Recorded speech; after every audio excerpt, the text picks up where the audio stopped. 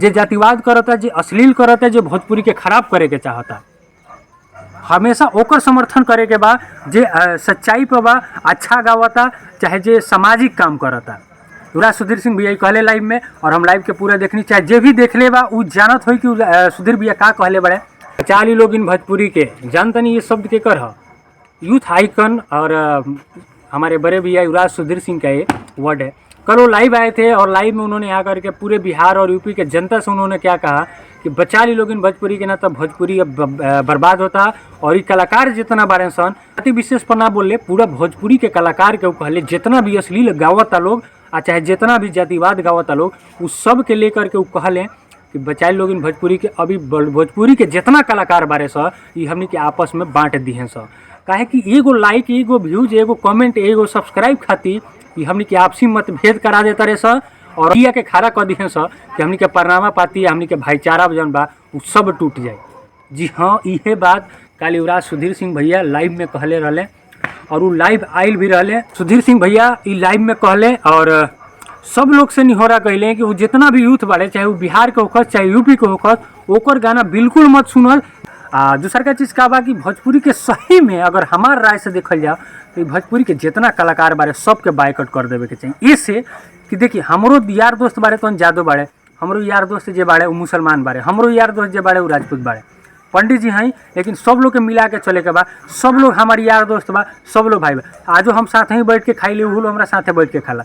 लेकिन ये जितना भोजपुरी में गावे वाला कलाकार बारे हैं, ये ससुरा सब जानते हैं क्या किया है, ये सबको आपस में बांट दिया है। हम जातिवाद करो तरह तो अहिरान, हम बाबू साहेब पर गाना निकले तो बबुआन, और पंडित जी पर निकले तो पंडितान, तो हम निकले तो कुशवाहा जी, तो फलना गईले तो कुर्मी जी। 75 तरह के एगो कलाकारी में एगो षड्यंत्र रच दिले बड़ा सा, एगो गैंग हो गई बा कनी के। का कहले बड़ा सा कि हमने की आपसी जितना भाईचारा बा सबके बांट के रख दिले बड़ा सा। चाहे वो खेसारी लाल होकर, चाहे पवन सिंह होकर, चाहे टुनटुन लाल होकर, चाहे वो समर सिंह होकर, चाहे रितेश पांडे होकर, चाहे राकेश मिश्रा होकर, केहू भी कलाकार बा, इस सब का कहले बड़ा सा भोजपुरी के हमने की आपसी जितना भाईचारा बा सब के तूर के रख दिले बड़े सा। सुधीर भैया सही कहते रहे, वो हम समर्थन करते नहीं। जितना भी भाई हमारे देखा था लोग, उससे लोग से भी हमारा ये रिक्वेस्ट रही कि अच्छा चीज़ के सपोर्ट करी, और जितना ही बाण सनू कीड़ा मकोड़ा खानी, जितना अश्लील गावत रहा से जाके धो के मार लगे काम बा सरवासन के, चाहे कौनो होके। जातिवाद को ना, अगर वो अहिर जाति से बानी और वो अहिरे जाति में कोनो गावता गलत तो वो जाके ओकरा के मारी। ई मत देखी कि हमारा जाति के हतम ओकरा के सपोर्ट करे।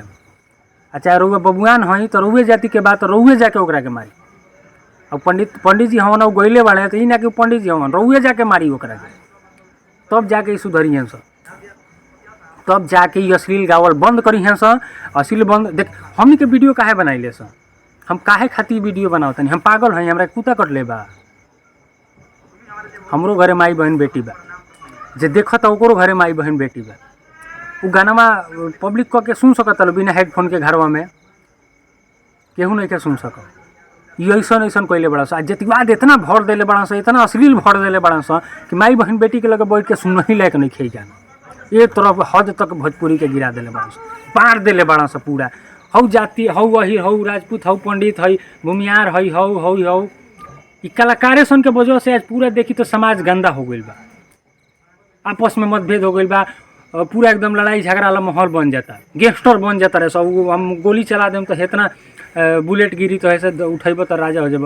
बाक रे पढ़ सन, अरे पढ़ सभी, पढ़े लिखे के उम्र भाई, गाना से लेके मतभेद कर बस आपस में। सुधीर भैया सही कर ले हैं, सुधीर भैया के हम समर्थन करत नहीं। आज भी वीडियो देखेला बा वीडियो के लाइक जरूर करें, शेयर करें, अच्छा लगे तो चैनल के सब्सक्राइब करें, पेज के फॉलो करें। हम नित्यानंद पांडे और आप देखते रहिए हिट सपनी। नमस्कार, एक राजा पीछे बड़े कैमरा के मेहनत करते रहे। जय हिंद, जय भारत, जय भोजपुर।